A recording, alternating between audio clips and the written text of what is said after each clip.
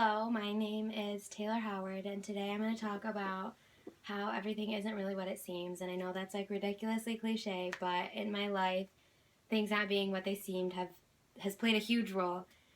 Through lacrosse, family, and college, I've been thrown a lot of curveballs that have made me adapt to those things, and it's made me look at life in a completely different light.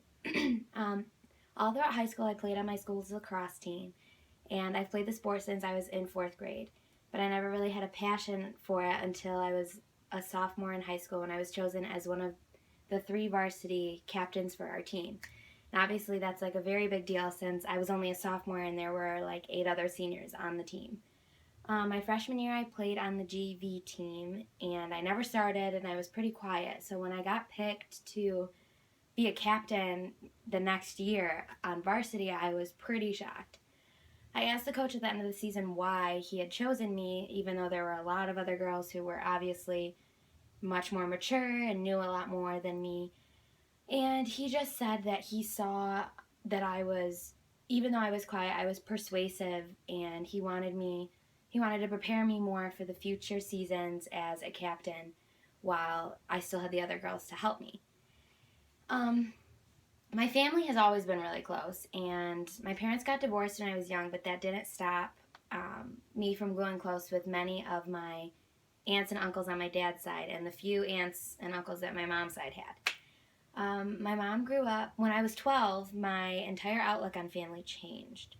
My mom had actually grown up thinking her stepfather was her real father, so when she got a letter from a guy saying that he thought they might be related, she was kind of blown away. Her birth father, the guy she grew up thinking was her real father, wasn't actually her father, and her birth father had actually had 6 other children, and so when we found this out, like, my family pretty much tripled in size overnight.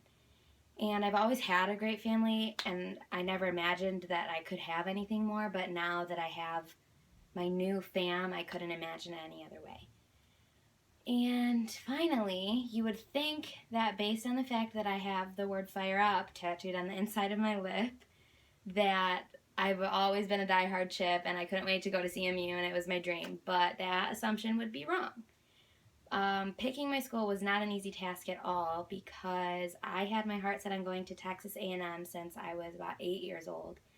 And it just so happens that they have an amazing business school, so when I decided what I wanted to major in, that just made it even better.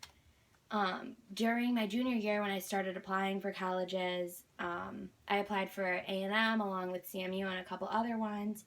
And after I got accepted to A&M, I thought that was it. Like, I've made my decision. I know I'm going to school. But it wasn't that easy, and I had never factored in the cost or the distance of A&M. And after the long and difficult pros and cons process, CMU ended up being the perfect fit for me. And so I obviously love being a Chip, and I couldn't imagine being at another school now, but this wasn't where my heart always was. I used to be the type of person who judged a book by its cover, definitely, but these few events have changed me from the person I was into someone who thinks of endless possibilities in every situation, no matter what. And it's become very easy for me to adapt in different situations where something surprises me and it isn't what I first thought.